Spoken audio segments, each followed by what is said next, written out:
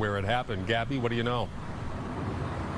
A really disturbing video. I can tell you that that gunman, or the man carrying that gun, walked into this restaurant brandishing what turned out to be a fake gun.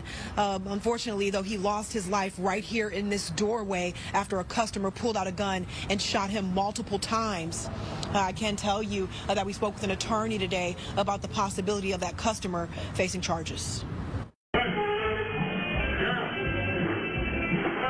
Around 11:30 Thursday night, a masked man walked into a taqueria on the 6800 block of South Gessner near Bel Air Road. Video shows him pointing a gun at patrons and demanding money. Pay attention to this customer. As soon as the robber walks in, he starts fiddling around near his waistline. And when that robber walked past him a second time, he opened fire. That customer fired 9 shots. Once the robber hit the ground, the customer continued firing as he approached the suspect and took his gun. After he took that gun, video shows the customer let off a final shot in the direction of that robber's head. He died at the scene. After the robber was down, the shooter realized that the gun he was brandishing was fake.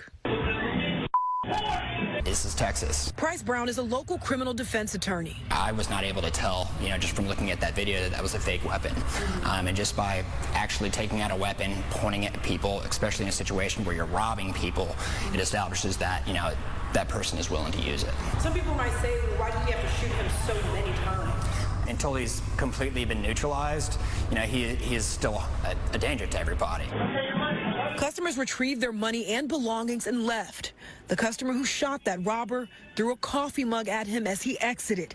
No one attempted to render aid.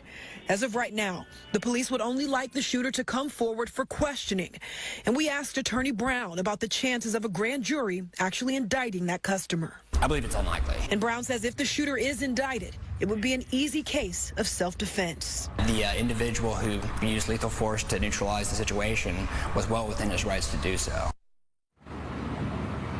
Now, we're told that shooter was driving a 1980s or 1970s or 1980s pickup truck without a bed. They do, again, want him to come forward for questioning. They also want any customers who were here that witnessed this to come forward as well, because everyone left after that shooting took place.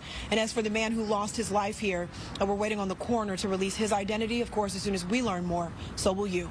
I'm reporting live. Gabby Hart, Fox 26 News.